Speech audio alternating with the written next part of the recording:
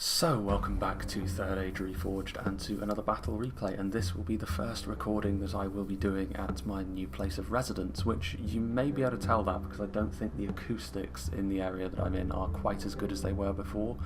I don't think there's any way around that, however. It will be interesting to see how it sounds when it's up on YouTube, but I do think there will be a little bit of increased echo, but like I said, there's not really much I can do about that. But still, a bit of feedback in that regard would not go amiss. There's also been, well, there also will be a period of radio silence from me regarding my activity on the channel, regarding responding to comments and posting stuff up, which I'm still in the middle of. Hopefully by the time this video comes out, or definitely by the time this video comes out, there will have been a few... I would have been able to post up before this, basically, to explain why that was, but to boil it down, if you did miss those, it would have been because BT is laughably incompetent, and yeah. It's unfortunate, but I will be without internet basically for the first 2.5 weeks of my tenure here, and that was completely unnecessary, but BT are absolutely terrible at their jobs, so such is the way of things. Regardless, we will be doing a replay here. I may not be able to upload it straight away, but I can at least keep it recorded and rendered on my system for when I finally do get the internet that I have been paying for. And we have another siege of CARN DUM, although this one, as I'm sure you can see, is a little bit different in how it's laid out. CARN DUM is actually in ruins, and there's a few changes to how the map is going to be working as a result of that, namely around the gatehouses. The gatehouses always tend to work out in much the same way on CARN DUM, but this time not so, because they are essentially just big choke points on two sides, and there's only one gate that is still largely standing as it was, which is of course this one over here. This map was made by Froggy, by the way. It is a scenario as well. As we get further back into CARN DUM, normal service will largely resume. There's a few towers that have also been felled here, but that's more aesthetic than anything else. So, we shall go through the attackers and the defenders. It is going to be a evil on the attack, good on the defense, which we actually haven't seen all that much of in recent weeks and months, to be fair. It's often been different things like evil versus evil, or good on the attack, or good versus good. So this is a bit of a return to a classic format. Starting off with the scenario creator himself, which is of course Froggy playing as the Orcs of the Misty Mountains, always useful to have on the attack because of the huge amount of numbers they can bring to the field. Heavy Goblin Infantry are here. In numbers they will be useful to be the first wave as long as they have a bit of quality in and amongst them. They can wear down the enemy just fine. Some Snaga skirmishers, cheap javelins especially from the Orcs, are always a really useful tool.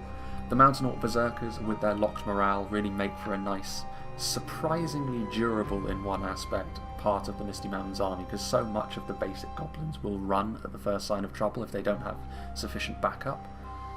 The Berserkers, however, won't. Now, what they gain in that, they do of course lose in their survivability because they have virtually no armour at all. I think actually it's not outright zero, they do have a little bit of armour, but regardless, they can be worn down really very quickly.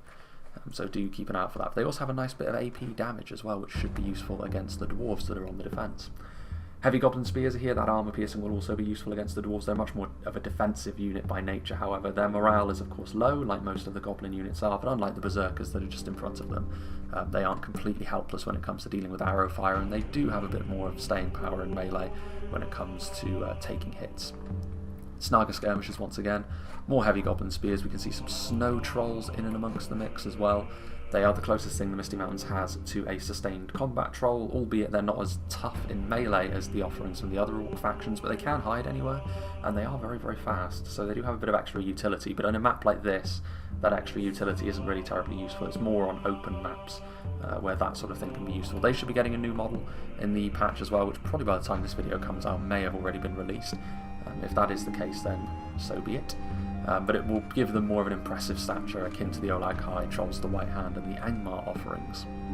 Heavy Goblin Spears, Heavy Goblin Infantry, plenty of Goblins here, more Mountain Orc Berserkers, more Snaga, more Spears. Heavy Goblin Crossbows will be vital for the Misty Mountains. They really offer a bit of reliable damage that the Misty Mountains cannot really get elsewhere, so that is very worth bearing in mind. The Mountain Uruk Host are also a really solid rock of the Misty Mountains army, which they won't have forever, of course. This is a unit which, time and time again, I've said is slated for Dol Guldur, because that is the style of unit they have. They've got the same armour as the Orcs from Dol Guldur in the Battle of the Five Armies, but for now, it gives the Misty Mountains what is essentially a unit akin to the Uruk-hai infantry, which is a luxury they won't be able to enjoy forever. Another unit of them back here, and then some of the more impressive units. The Blackback Mountain Berserkers are an incredibly damaging unit, albeit you do have to be a little bit careful with them getting whittled down by arrow fire over time. And then the Goblin King's Bodyguard, a very reliable place to put your general. They're not spectacular for a general's bodyguard unit, but by no means are they a poor choice either. Then we have Rhudaur, played by D.F. Morris. He has got some Rhudaur Clansmen with the armour upgrade, a very reliable unit, surprisingly damaging for what they are, but also nice and solid, as most spears tend to be, especially when you get your armour upgraded. Rhudaur Swordsman in and amongst them. Rhudaur have got a really nice, numerous front line, which isn't complete trash, which is nice. It's not amazing, but it's not trash either. Rhudaur Pikemen to back them up, which are a fantastic unit of pikes, as well as some Dunman pikes, which are cheaper, but they can still punch well above their weight in the right sort of engagement. Rhudaur Berserkers with their throwing projectiles, Witch Realm Enslavers for a lot of AP. AP is something Rhudaur certainly don't lack for in melee or at range here, as you can see with the Eternals Troll Hunters. Dunman Hunters are over there, and more Dunman Hunters, and we can see more of the Rhudaur forces, Swordsmen and Clansmen alike. Back over here we have the final wave, I suppose, from Lango, who is playing as Angmar. He's got some Blackwatch Legion, some upgraded Witch Realm Pikemen, which could be really, really nasty if they are saved till later on. The Angmar Trolls, a little bit more impressive than the Snow Trolls in melee that we've already seen. Goblin Trackers that are hidden. Guardians of CARN DUM, again with the armour upgrade. The Dwarves have got enough armour piercing to really give Angmar a bit of a headache, but if Angmar are healthy in the late game, that could be a real problem, because few factions can hit as hard and fast as Angmar when they put their mind to it. Scourge Raiders are here, 2 units of them. Guardians of CARN DUM at the back, and over here another unit of Blackwatch Legion. I wonder where his bodyguard unit is. Must be around there somewhere. Regardless, another Rhudaur army played by Inarius in front of them, the vassal of Angmar. Rhudaur Swordsman, Rhudaur Berserkers, Eternals Troll, so I imagine it's a very similar story over here. Rhudaur Swordsman, we've got some Rhudaur Clansmen as well. Some Dunman Spearmen, which are the entry level spears, nothing too special, but still, they'll get the job done of just being the first wave in. And some Witch Realm Enslavers there as well for that extra bit of armour piercing. We also have some Rhudaur Swordsmen over here. Some Eternals Troll Hunters, some Dunman Spearmen going to support the advance of this army, which I believe is the final one, played by Tundra's Fox. He has got some Heavy Goblin Crossbows, 2 units of them, a full lineup of Heavy Goblin Halberds, which is interesting. Their phalanx can be useful, but of course they have very clearly defined weaknesses, arrows and the like, and also if their formation gets buckled they will die and rout very, very quickly. Heavy Goblin Infantry in large numbers here. Heavy Goblin Spears in large numbers, more of an organised feeling to Tundra's army over here. Snaga Skirmishers, Mountaineer at Coast, then at the back, Blackbacks and Goblin King's Bodyguard. Now we move on to the defenders, who have taken the ruins of CARN DUM, starting off with Mr. Sneakman, who very often is on the attack, I've noticed in these scenarios, but today on the defence, playing as Cardolan. Minhiriath Spears backing up some Greenway Garrison Footmen, a classic phalanx front line of defensive spears to make up for the lack of the shield and armour that the pikes have, but the pikes can of course keep the enemy at arm's length, which will be really useful against the Misty Mountains, because the pikes can actually kill off the heavy goblins reasonably quickly. Minhiriath Sharpshooters, 2 of them. Good armour piercing punch, 2 units of the Minotaur Roman Gatekeepers with the upgrades as well. You'd imagine in a 5v3 like this there's going to be plenty of quality on display for the defenders, and so it seems to be. Minhiriath Men-at-Arms over here, and then we have some more Minhiriath Men-at-Arms, some Dunedain Captains with the armour upgrade. They'll be able to slice their way through the goblin hordes with impunity. Eclipse, who is playing as Imladris, has also got his Gwaith Arthand, one of the most tanky units of spears in the game, and they will be backing up Cardolan. He's in fact sent over 2 bodyguard units because the Gwaith Myrdain with the armour upgrade are also over here. Very nice to see. They'll be dominant against most forces, not so much against Rhudaur, but against the Orc and Goblin contingents. The Gwaith Myrdain will be fantastic. Wands of Tingorthad and Minhiriath Spearmen. Got some Minhiriath Men-at-Arms and some Tharbad Warhammers, as well as some Dunedain Captains over here from Cardolan, as well as some Hearthguard of Amon Sul, which I believe, yes, is the General's Bodyguard unit. Probably the most defensive unit you can put them in. The rest of Eclipse's army, Noritino Warriors, who are pretty good in melee when their ammo is out, so not a bad thing to have in a scenario like this. Eldarenway Swordmasters and Spears. The Eldarenway, of course, the upper echelon of the Imladris army. The Imladris Sentries are a superb unit of pikes as well, especially when you back them up in a phalanx with something like the Imladris Guardians with their upgrades. Superb. Bit of armour piercing from the Spears of Rivendell as well. I'm still not sold on that unit, to be honest, but it is useful with the armour piercing at the very least, rather than useless as it used to be. Archers of Rivendell with the armour upgrades as well on this hillock. And what will be over here? So 2 units of Broin and Riverwards, unit of Spears of Rivendell, and a unit of Elder Runway Spearmen. I'm not sure whether that will be enough to stop a full-blooded Rhudaur charge, but we shall see if Eclipse has under-egged that defence or not. And finally, Master Blaster, who is playing as the Dwarves of Khazad Dum. Sons of the Fallen are here. We've got some Warriors of Khazad Dum, Guards of Khazad Dum, who will be really, really good against the Goblins. Warriors, I mean, most of the Dwarven infantry will be good against the Goblins. The Goblins need to overrun the Dwarven position, and that's how they tend to win. Upgraded 3rd Legion infantry, sentries to give a bit of solidity to the front line. 2 units of Orc Hunters ready to shoot. Warriors of Khazad Dum, 3rd Legion infantry, and some Warriors of Khazad Dum back over here as well some Reclaimers, Orc Hunters, sentries, 2nd Legion, and is that 2 units of Iron Watch of Miramir? No, it's only the one. I was going to say that would be ridiculous. Mithril Guard, Legion Bodyguard, and some 1st Legion Pikes. It's a really nasty Khazad Dum army, in fact. So, without further ado, let's begin, shall we? And there will probably be a little bit of lag as we get underway, because this is of course another battle in which there is plenty of numbers. Also, the battle starts off in these sort of dusty, stormy conditions, but I've heard that these storms will clear up after a little while into the battle, and I think it's atmospheric to have the storms here at the start at the very least. Elder Runway Spearmen are moving in. In comes the blizzard, so this will probably be actually a blizzard. Oh, it's times 2 speed. This will probably be a blizzard as it descends, but I am told on good authority that it will stop at some point in the battle, and it is, I think, thematic for CARN DUM to be encased in a blizzard, at least initially. In come the Elder Runway Spearmen, charging into the Dunman Spearmen. This is clearly not going to go too well for the Dunman Spearmen, but they do have an opportunity here, potentially, to overrun the Elder Runway Spearmen quite quickly. Maybe a little bit too much of a rush of blood to the head potentially here from Eclipse 2500. There's going to be plenty of elven arrows thudding into stuff like the Black Wolds, however, which Rhudaur don't do too well under arrow fire, and you'd have to say with standard archers, Imladris are going to be the strongest of the factions on the defence today. Khazad Dum more about their axe throwers and their specialty projectiles from the Iron Watch, and Cardolan, of course, much more about their crossbows.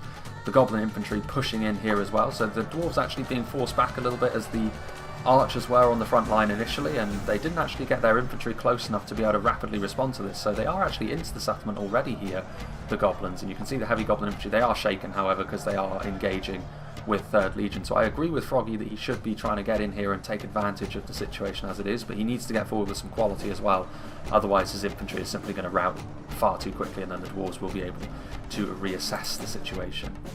Over here, meanwhile, you can see there's a massive rout here from the Goblins already.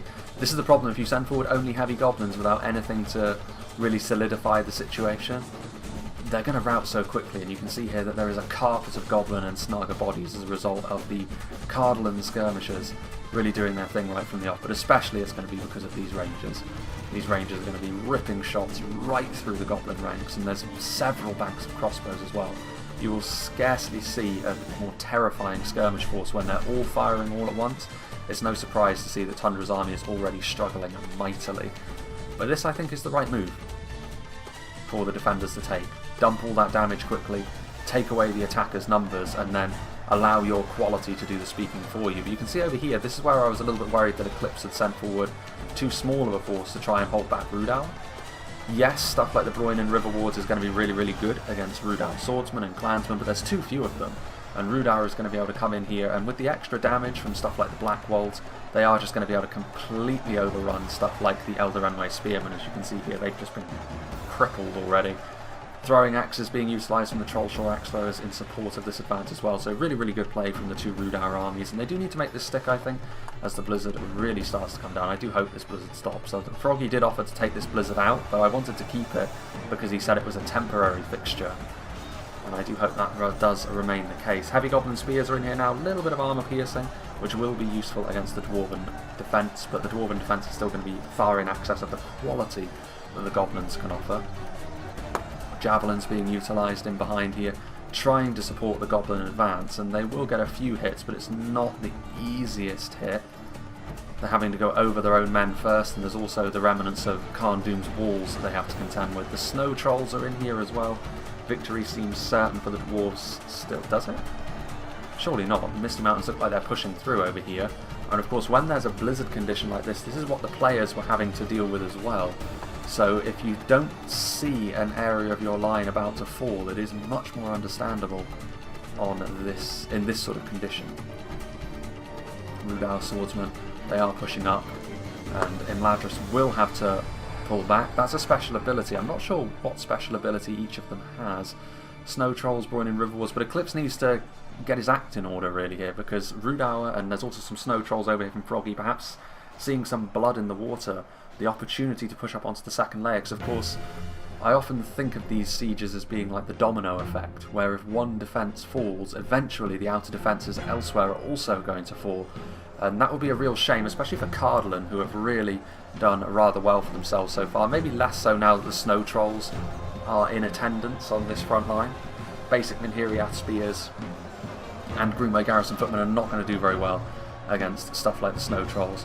Minhiriath Sharpshooters are also over here, but Angmar pushing in to help Tundra, perhaps seeing that Tundra was having the hardest time against the really, really lethal Cardolan defence that was laid on, especially from the skirmishers. Angmar coming forward may very well assuage that, but because of the reliance of crossbows from Cardolan, Angmar's armour and shields won't necessarily be the sort of thing that would completely remedy this situation.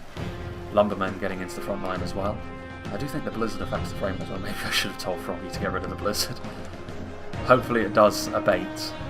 Trollshraxter is moving in. It doesn't look as though Eclipse has done a particularly great job here either of really banking up his front line either.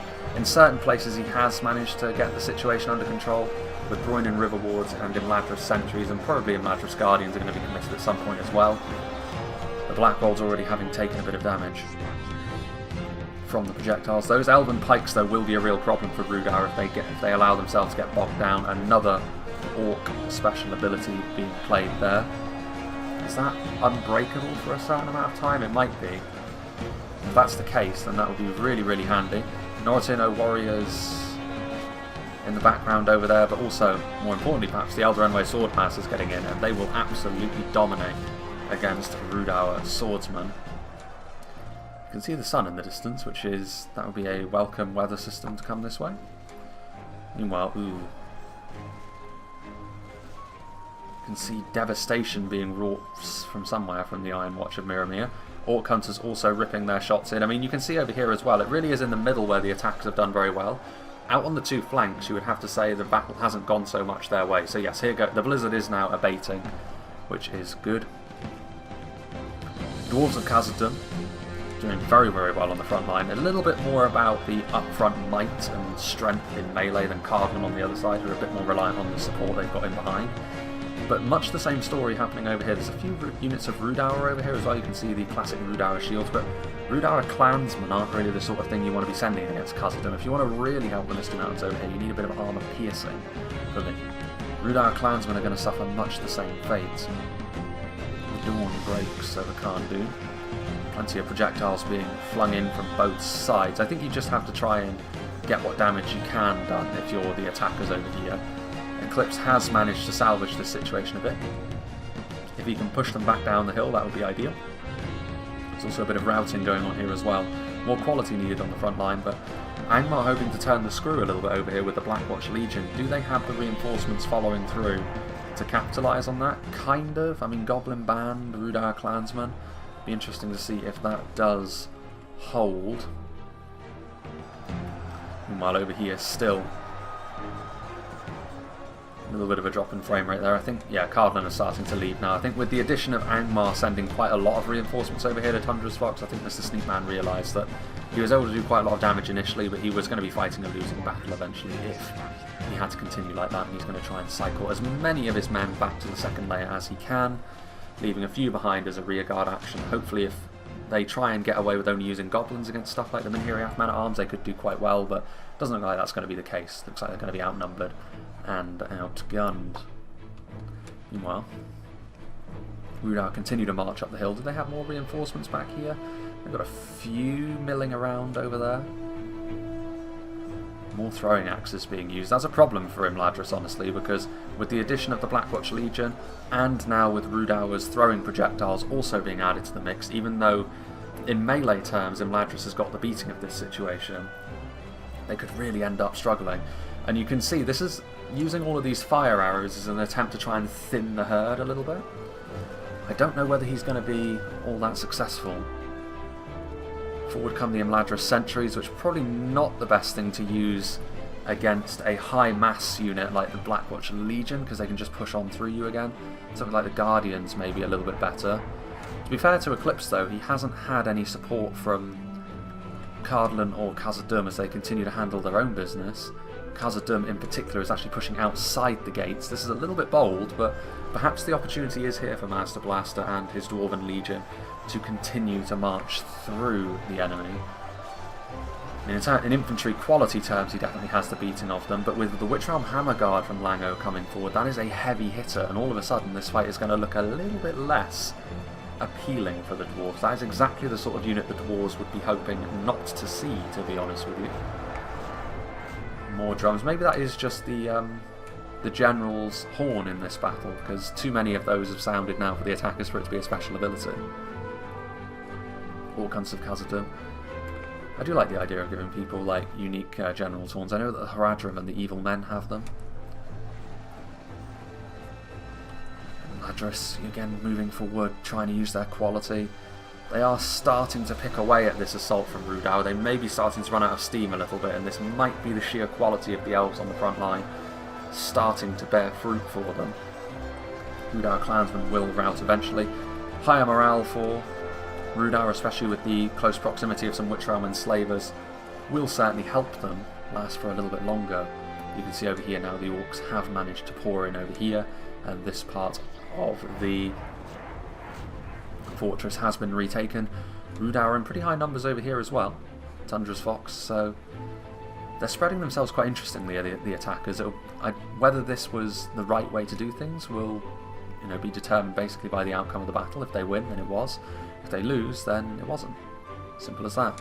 I also quite like the fact that there's very clearly defined lanes in this battle. You can see here the Dunedain Rangers trying to hide themselves, but they aren't going to have such luck. The Guardians of CARN DUM have managed to track them down, and the sheer heft of the Guardians of CARN DUM is going to be enough to finish off these Dunedain Rangers. I hope they didn't still have ammunition. They will have gotten quite a lot of kills in the initial blizzard anyway. Goblin trackers trying to do their thing, trying to offer a little bit of support, but they need to be careful because they're more likely to get a bit of friendly fire, and the Imladris armour is such that they aren't necessarily going to take as much damage at the hands of lower tier archers such as that. Eclipse has managed to save the situation, and he will now have the opportunity to reorganise his defence, but it's been a bloody battle over here for both sides. What is happening over here with the Dwarves? Are they continuing to push? I mean, there's a lot of attackers still out here. I don't think Master Blaster should be looking to continue any sort of sally out for any length of time. There's Blackbacks, there's Witch Realm enslavers. These Dwarves that are outside the walls are going to start to really feel the pressure. He should probably use this opportunity to retreat, honestly. But yes, he does have a good opportunity to move backwards, I think, Master Blaster. And he doesn't have to lose that much infantry either. So you may wish to consider that. Meanwhile, over here, again, it looks like a thin defence. He does have a few more units he can bring to bear here. Eclipse. But I do wonder. The retreat of Cardolan, I think, was done at the right time. They'll be able to plug up this very narrow choke point now against what is, I would say, the primary assault at this point. There's so many attackers over here from different armies. Misty Mountains, Rhudaur and Angmar have got a presence over here. And here we are, spearmen are advancing down the hill now. Crossbow bolts thudding into those Snaga skirmishers there. And up the hill goes the Rhudaur swordsman as well. Again, this isn't really the... You don't really want your Snaga getting involved in melee with genuine infantry like this. But such is the way of things. Sometimes it really can't be avoided.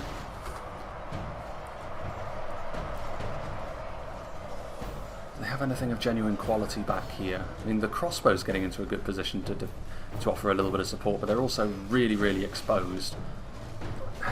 Is the juice worth the squeeze here? Possibly. If they can get a few good volleys off into something like the Wardens of Tir Gorthad, that could make all the difference when it comes to pushing up here in a rapid fashion. I'm sure Cardolan will also be thinking the same thing. If we can silence those goblin crossbows, that really is one of the better supporting tools that the attackers have, that we have essentially just denied them completely. Imladris, Granadine Berserkers. Also moving up the hill. That'll be a little bit more of a concern. The melee defense is such that Imladris should still be able to win that fight fairly easily. And the Granadine Berserkers have also come up here without any sort of support, which is a suicidal move if you're advancing into higher quality Imladris units. Khazad Reclaimers are also over here, and they are, again, he's being very aggressive here, Master Blaster, with his Dwarven army. Has he moved any of them back at all? Maybe he's moved some of them back? Yeah, there is a few of them back, but I don't know. I mean, I think he's still got too much down here, honestly, and committing more to this fight may end up costing them quite dearly in the long run. I suppose in a few ways, these choke points are among the best that the dwarves can use, because they are quite narrow. The fact that the gatehouse over on this side of the fortress is still standing is a significant thing. But I do think that by retreating, you give the opportunity for yourself to intermingle with your allies back over here, and I think that could be absolutely vital for the chances of the defenders of winning this, because the attackers still have the numbers on their side to do this. Well, Witchram Scourge Raiders adding their throwing axes to the mix. It's not just Rhudaur that can bring this sort of thing to the table, and Imladris having to pull back, and because of these axe throwers, they're being pushed back from the main choke point that they could be using to really good effect, and they're having to move backwards over to here, which gives a far wider opportunity for the attackers. Having said that, the attackers don't have the numbers really to take advantage of that anymore in the middle because of how bloody the fight was for them.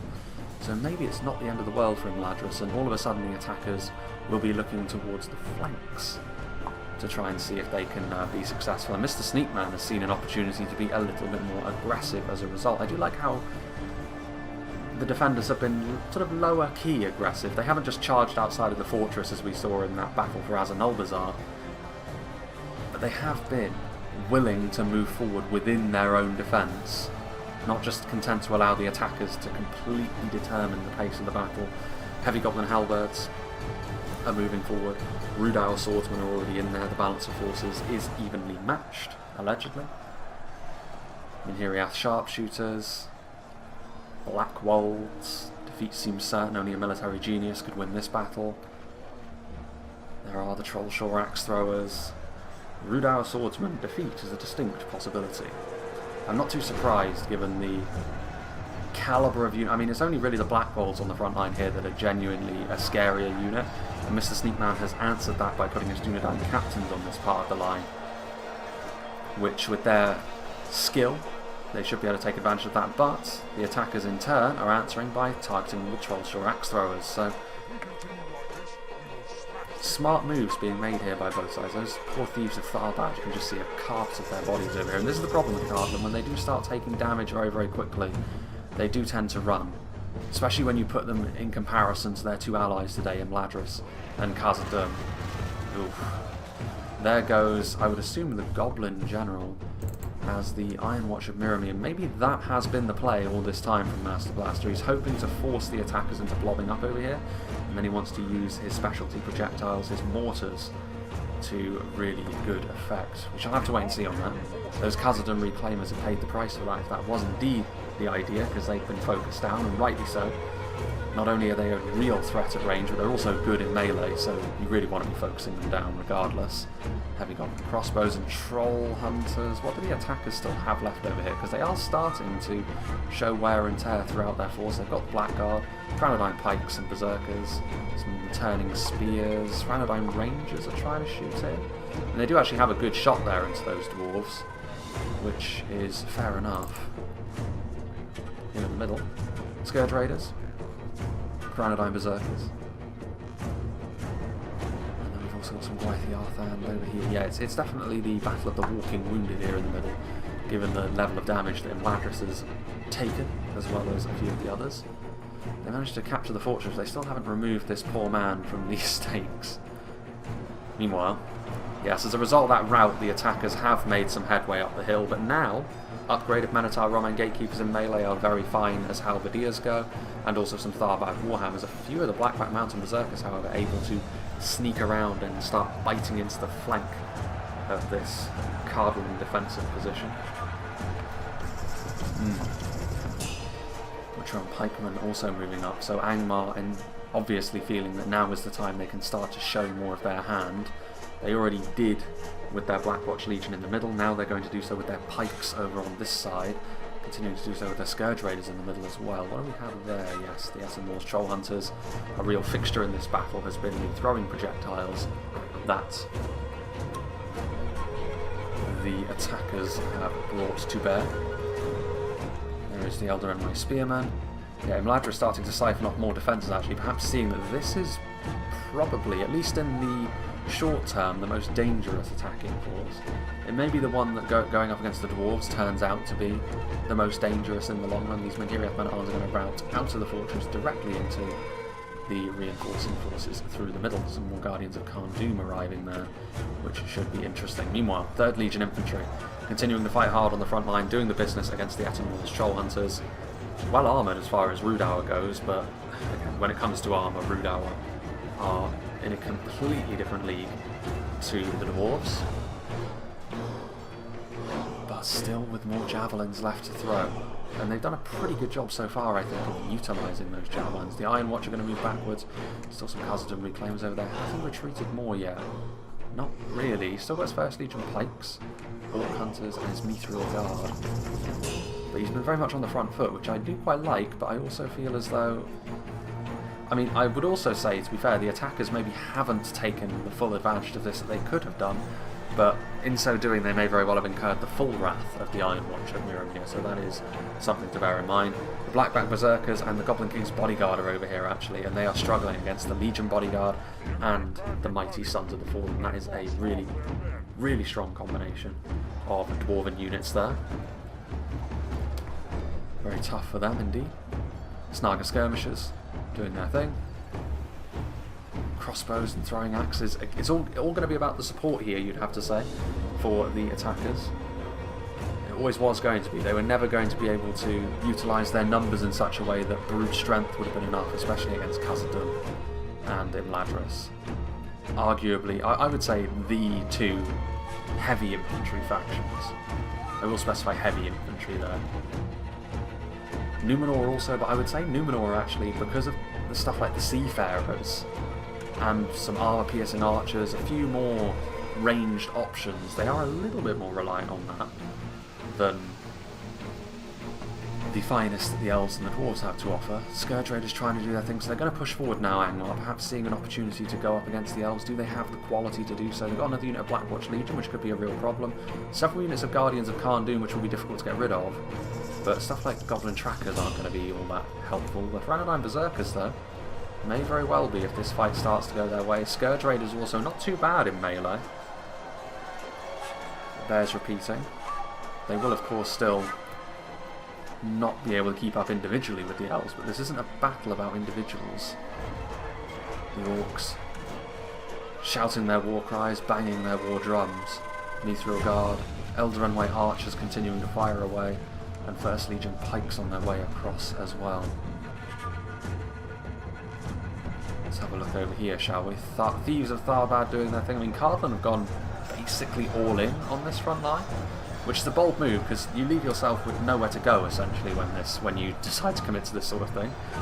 For now they're winning. I don't know whether they will continue to win throughout the entirety of this, and that may be the story for the defenders here. They may just not be able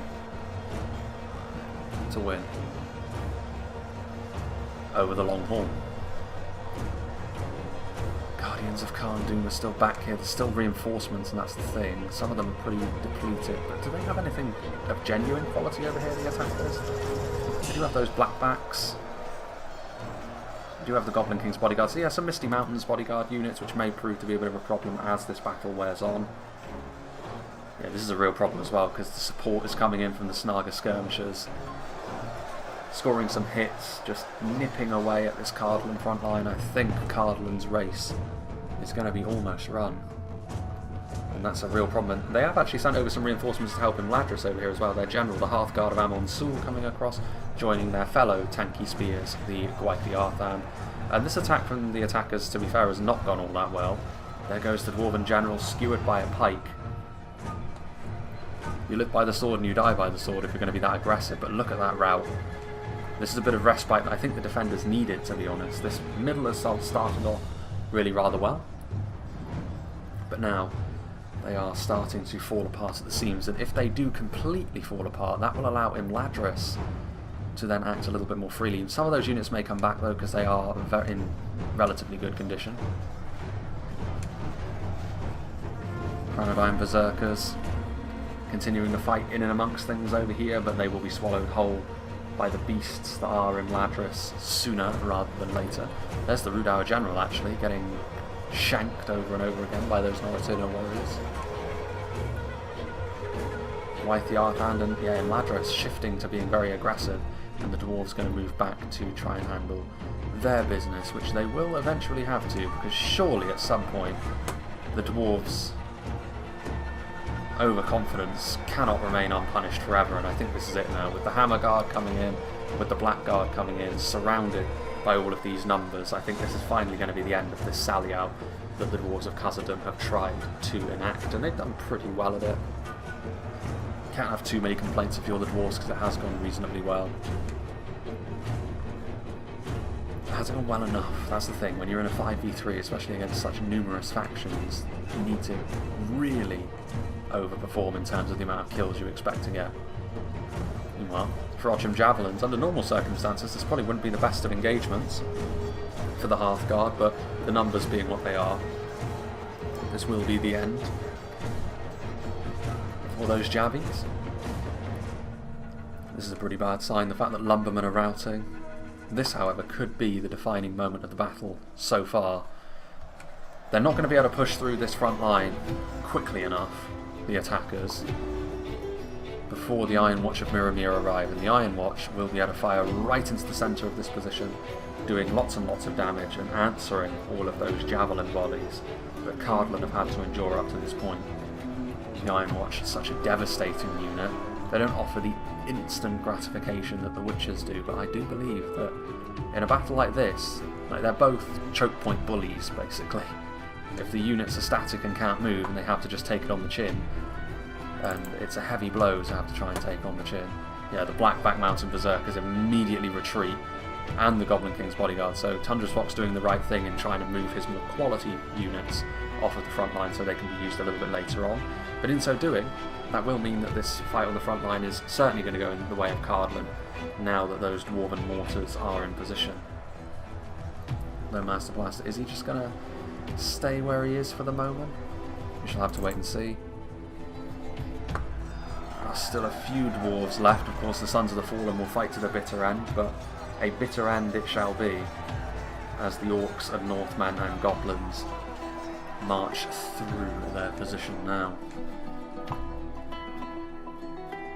I don't know if the dwarves have kept enough in the tank to stop another force from that. He's going to need help from his allies, which I suppose fortunately for him, Imladris is in a position to offer a little bit of aid.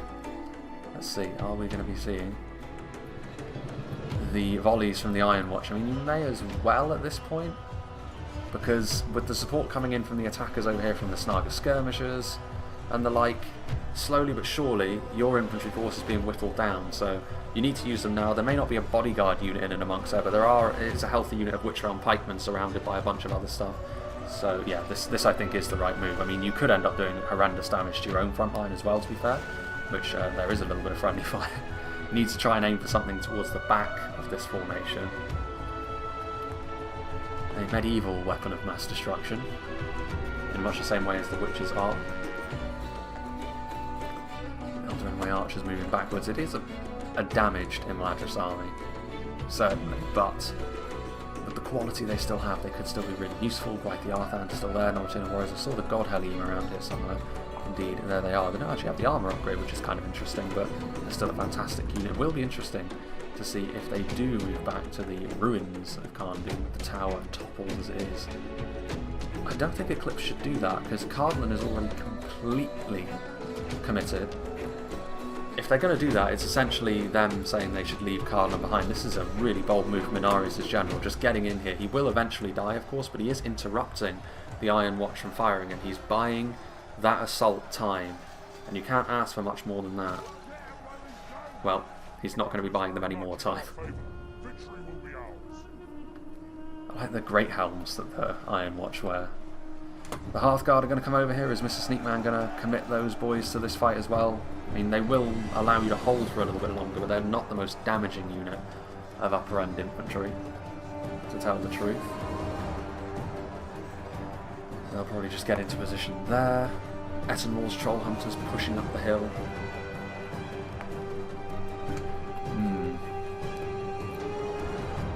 Yeah, Imladris are going to move back to the TC, and that should mean that the Dwarves will probably need to do that as well. The Dwarves need to recognise that this is what is happening, otherwise it will be a complete waste. They do have a good opportunity here, the Dwarves, to use their Orc Hunters to shoot into these forces as they advance. Dunman Hunters will die in droves, not the most important unit to shoot, but at this point I think, I mean, maybe it is a case of just trying to whittle down their numbers a little bit. Takes off fire arrows, which is good. Only one volley of that before really starting to rattle off, and yeah, with the terrain, relative quality of the archers, only going to go one way, but Rhudaur won't be too displeased with that either. There are Ferodrum Javelins in there as well, to be fair, which that is a unit they will not want to be taking arrow fire, and will be taking arrow fire as well, so definitely worth bearing in mind. This now is the most healthy wing of the attackers. It's changed throughout all three of the lanes, essentially, that lead up to the summit of the hill here, that the attackers have switched through. There is still a pretty decent force over here, though, you would have to say, and yeah, at this point Cardolan, they need to try and save something, so they're going to try and save some of their stronger units for the final stand, the Hearthguard, what remains of the Tharbad Warhammers, but the attackers are going to be right on the case. They are going to start to try and bulldoze through this, what remains of the Cardolan front line, as quickly as possible. This is a little bit interesting. I'm not sure what Eclipse is doing. It's almost as if it's a little bit disjointed here. The God Helene are being committed now, when they would have been a really useful unit to have in the final stand. So maybe a little bit of miscommunication here between the defenders, which, that sort of thing, given the fine margins that you have to work with, could be a disaster. I mean, if they were trying to blob up all the enemies around one bodyguard unit for the Iron Watch to shoot into, then it's a different matter entirely. But it doesn't look like that's what's happening. It looks as though Eclipse is doing one thing, and then his allies are doing something completely different. So yeah, not great from them. Norriton and Warriors Heavy Golden Spears, which did return from Railting. I think the numbers of the attackers are going to be too much here for the defenders to withstand. The Dwarves are also continuing to just sort of stand out here. So yeah, a very disjointed little end to this battle, I think. Last stand. And that is a bit of a shame. There goes the General for Cardolan, which will probably mean the routing of all of their basic troops. This disjointed nature to the defenders didn't really matter too much when they each had their own lane to worry about, but now they're having to intermingle with one another around the final keep. It's starting to become more of a problem, and this is where the attackers can really start to clean up, and I think going into the final 10k frames they pulled out too much of a lead, and I think they've still got enough quality as well that the defenders won't be able to rely on that to pull their tails out of the fire like you can sometimes do with the elves and dwarves being what they are. Maybe the Iron Watch can, but again they've already used quite a few volleys from them. Guardians of CARN DUM on the way. A nice solid core to your formation. Right now the dwarves are moving back, but it could be too late, that's the thing. They're getting hounded immediately by Rhudaur clansmen, so he may have gotten a little bit too greedy there, Master Blaster. He may be forced to pay the price for such things. First Legion Pikes, Broinen Riverwards also coming across. There are the Rhudaur clansmen, they're going to move backwards now.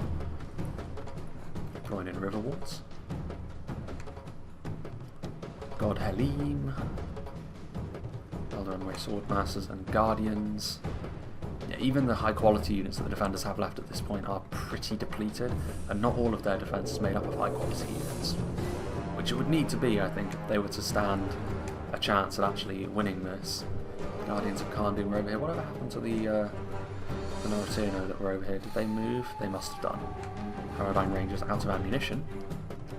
Bit of damage being done there. But yes, we'll go up to ×2 speed, I think, as the attackers form up once again around this position. Very much akin to the start of the battle, only this time there are only 2 ways in, and this is much more similar to what you would expect from CARN DUM under normal circumstances. What's going on there? Nothing remarkable. Yeah, they're going to wait for everything to get up here, and then if they attack all at once, the attackers should trample this defence underfoot. And I do think it was a result of just not dancing to the same tune. Especially late on. Didn't matter too much earlier on, but as the battle wore on and they had to fight more as one army rather than three distinct ones, that's where I think things started to fall apart for the defenders. There are the axe throwers doing horrid damage to the Broinen river wards. Might even be able to kill them all off. No, Trollshire axe throwers are going to leave, and indeed they do start to rout. Dunman hunters back here also. And there are the Rhudaur clansmen. Frodgem javelins. Is that 2 units of Frodgem javelins? No, but it is Rhudaur berserkers in there as well from DF Morris. All of the attackers have certainly bloodied themselves pretty substantially in this battle, but never did I feel like it was to a terminal extent. Even during the blizzard phase, where Mr. Sneakman was really shooting up that lane, doing tons of damage with his skirmishes, it's the Misty Mountains. They're the ones that are best positioned to take that kind of punishment and still have a genuine army left to their name when all is said and done. There is 2 crossbowmen, and they are going to get met in combat by the archers of Rivendell, who will then immediately be jumped on by the Franodine Rangers, some depleted Rhudaur swordsmen as well, so again, death by 1,000 cuts here late on, you would have to say. Plenty of arrows also coming in, plenty of throwing axes coming in, still with all of this ammunition. And this is the thing, the attackers with big armies like this can often have so much ammunition that it makes a real difference how and when the defenders decide to use theirs. Maybe dumping all that ammunition early on from Cardolan maybe wasn't the best idea, even though it's something I certainly would have done. It's so tempting to do it there. The dwarves perhaps were a little bit too... The dwarves and the elves I think were maybe a little bit more wasteful with their skirmishers. DF Morris now leading the way with his Ranadine berserkers. They'll do quite nicely against dwarves in melee, and they're going to be backed up by a few other units as well. There are First Legion pikes over here, which to be fair, in a last stand you could scarcely ask for a better unit. Fantastic pikes with armour piercing on top of that. Personally, I think they're the best pikes in the game. That would be my opinion. Meteor Guard, 3 hit points as well, so it's not as if the dwarves have got no strength left at all, they just don't have enough numbers, and that is, I think, ultimately what's going to do them in here.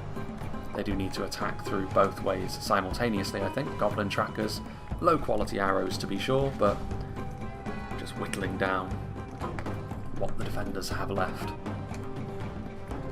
And there are Franodine Rangers. There is another general's loss, which probably is one of the Rhudaur generals, Morris's general there, heavy goblin halberds. The fact that Tundra is still contributing here in the late game with units is, you know, it's a good thing from him.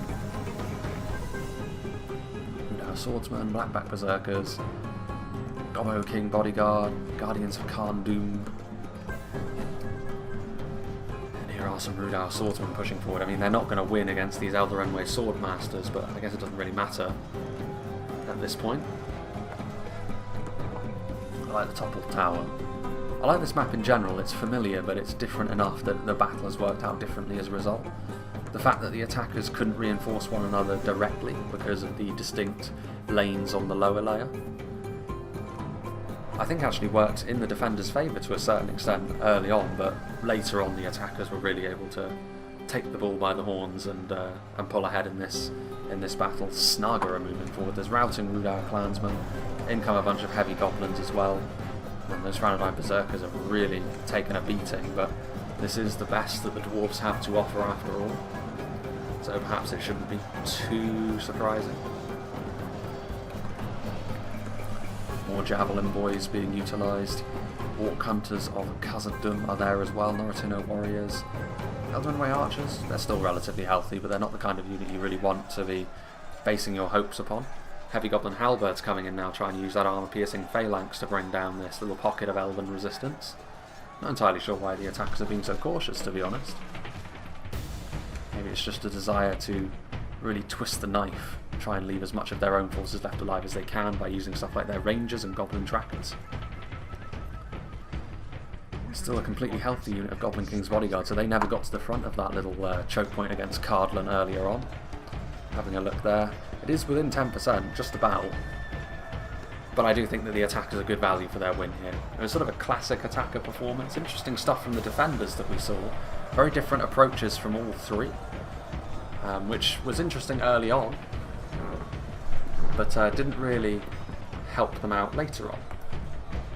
Half-guard of Amon Sul will be coming down here to try and shore things up, but they're not really the sort of thing you need against Black Berserkers, especially not with all of this backup they're going to be receiving. A slew of units coming up here. Yeah, the 1st Legion Pikes. This is the thing, even though they are very strong for pikes, they are still very reliant on that formation of theirs to be super effective. But still, there they are. If they had a little bit more support around them, the 1st Legion Pikes are exactly the sort of unit which can really dig you out of a pretty big deficit in the late stages of battles like this. Mithril Guard as well, with just how tanky they are, can also perform a similar role. But yeah, in come the Elder Runway Archers to try and help shore things up. A welcome sight, I'm sure. You can see the Snaga routing, Goblin Band are in there as well. A bit more maybe needed from the attackers over here, but they have Ferodrum Javelins, they have Hammer Guard, they have the units over here that would be necessary. Maybe not the Dunman Hunters, but it is a close battle.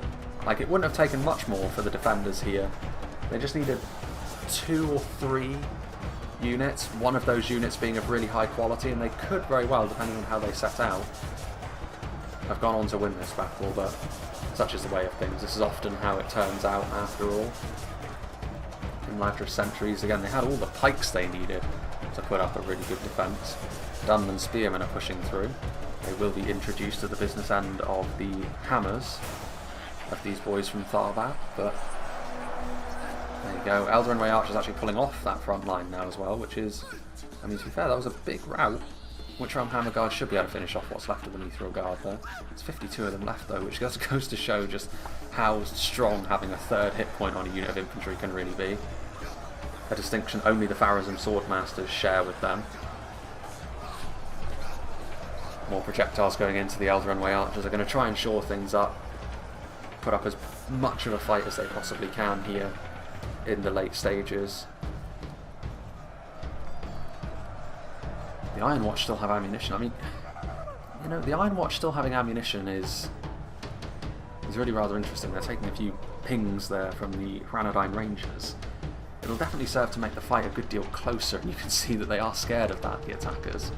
Was that the only shot they had left? I mean, that was a direct hit, enough to rout some of the lower tier units perhaps. The Impossible Dream. That's a miss, however. A few more hits. Are they going to be able to score a few more hits? A grazing blow only. Meanwhile, Snaga Skirmishers over here. Hammer Guard and Blackguard together with a bit of Snaga support should be enough to bring down the Mithril Guard. The Witchram Hammer Guard in particular have got the armour piercing to really start knocking the Mithril Guard down to size. But as he has done throughout this entire fight, to be fair to him, Master Blaster is taking the fight to the enemy. That has been his particular style on this occasion. A few skirmishers back here still. The dwarves, the ones that will be rounding this battle out, they will be the last ones standing for the attackers to deal with. And over here, the Imladris Guardians are there. Surprised there's still some Imladris Guardians left, depleted though they may be. There's not a huge amount of bodyguard tier quality over here, but I suppose that's because they ran away because of the presence of the Iron Watch. Keep an eye on the Iron Watch because they are going to be an incredibly important fixture here. Where are they firing at? Well, they are firing directly into there. I mean, their forces are pretty much gone there, so maybe it does make a good deal of sense. And those were some good volleys, but Ferodrum Javelin still relatively healthy. The attackers, I think, just need to take this on the chin and advance up the hill as quickly as they possibly can. The Iron Watch moving once again. This will serve to make the battle closer, like I said, but I think that the hole that the defenders were in was simply too deep. And the Hammer Guard getting... I was going to say, they're not routing. They're going to try and just charge through and interrupt the Iron Watch. I thought they were just going to go after the Orc Hunters for a second there. What are the Iron Watch shooting at now? Are they going to continue to shoot over there? They've got a pretty good angle of fire, almost ideal in fact for the Iron Watch. The problem is, actually it's going, yeah, they are threading the needle quite well. The Goblin Band are quite liable to rout, and indeed they do. That's 160 goblins that won't be returning, so even though the percentages are still, well, the percentages have closed a little bit, but it's actually closer than that even, because a lot of these units are routing and some of them are fairly substantial. Could this be?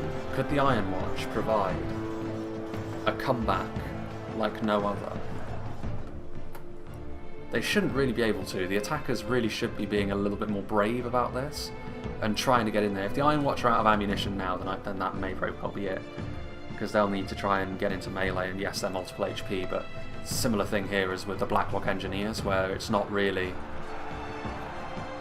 The multiple HP does help, but they're not a genuine infantry unit, to be honest, and the Ferocious Javelins are going to try and charge into the back of the position on the other side. Goblin Band have returned from routing as well. That's the problem with routing big units, they often do come back, even though they are perpetually more and more easy to rout. Ferocious Javelins are going to try and use their Javies. They're not going to be allowed to do that, but they're actually wavering. Ooh, and they do get a point-blank volley. Fate smiles upon them. Yeah. A bold rally there, and like I said, I think only 2 units would have been enough. 2 extra units, used well, from the defenders, would have been enough here, I think, for victory to have been achievable. The deficit was simply too great. Khazad and Reclaimers getting to the side of the Goblin Band. It would be really funny if that was enough to rout this lowly unit of spears. Probably the most overpriced unit in the whole game, and they only cost 400 florins, I believe.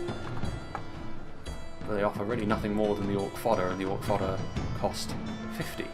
Or is it 25? It's one of the two. They're very cheap anyway. A pittance. Belgian Javelins are here, continuing to try and do their thing, and they do. I mean, yeah, another good volley there. Even if they do end up falling as a result, and they do break and fight to the death, but they've offered a good service here to their team.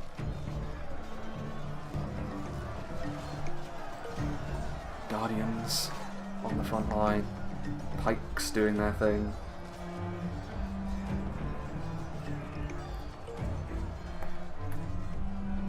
Yeah, lots of which are on pikemen, which haven't taken much damage, to be fair. The Iron Watch weren't really able to get a really nice arc of fire into them. Which are on Blackguard.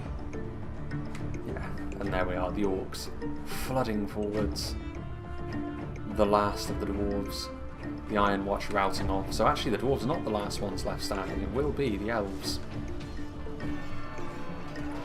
Which, considering the fact that Eclipse was the first one to take damage in this battle, is, or significant damage anyway, was pretty interesting.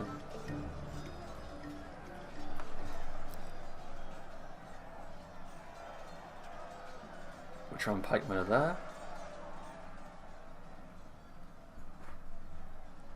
Nothing else out there. And that will be that. There's really nothing else to say, so let's go up to ×2 speed.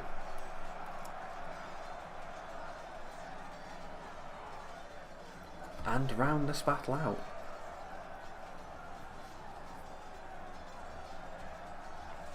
But yeah, it's been a good one, this. I'm really glad that more people than like the burden has been taken off Eclipse in terms of creating custom and interesting scenarios such as this. Like Morris and Froggy have really been mucking in as of late, and there we go, the end of the battle as it is. And you know, different people have got different methods for making scenarios like this, and it's always interesting to see. So, having a look at the kills, which isn't the be-all and end-all, you can see the defenders getting very, very similar levels of kills, which is testament to the fact that I think none of them really did substantially better than the other in terms of performance today, and I think that's fair enough. As for the attackers, again, there isn't really much to decide between them. It's not as if one player really stood out in this battle. Both sides really encapsulated their performances really as a unit more so than individually, which is nice, I think. It's always nice when you see a battle like that. Unfortunately for the defenders, though, that was also a bit of their downfall with regards to a bit of their miscommunication or sort of disjointed nature to the Hopefully I remember to cut that. I swear, every time I sit down to record, regardless of whether I'm in a new place or not, they always decide to call me on my mobile phone when I sit down to record. Like, it really irritates me. Really irritates me. People should know better. Like, I tell them I record at this time and they completely ignore me. Still, regardless of that, we shall move on. As I was saying, the disjointed nature of the defenders as the battle wore on, when they ceased to be three distinct positions and one sort of continuous position, that was a little bit more of a problem for them. Anyway, it is what it is. I think the attackers were good value for their win today. And yeah, I really have nothing else to say on this battle, really. As I said, this battle will probably take place, I mean, it'll be near to May, actually, by the time this one comes out.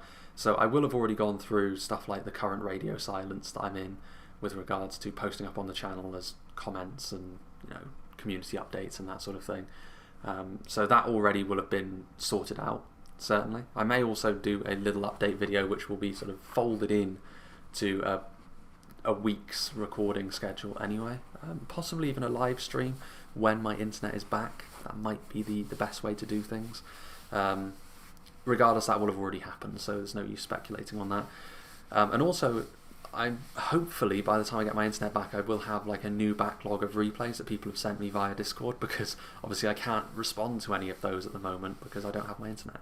And I am running a little bit low on recordings I can do at the moment. There is a Silmarillion one, but I don't know if my Silmarillion copy is up to date. And obviously, again, I need the internet to get onto Discord to actually download those. But I do have a couple more on Reforged that I could do. So, you know, in this 2-week period, I do have like this one and 2 others, I think, which I could utilise. Although, albeit one is a sort of fairly quick pitch battle on the grassy plains, which I do tend to try and avoid as much as possible for obvious reasons, but needs must in this situation. So yeah, I hope you enjoyed this, and I hope you'll join me for whatever is next.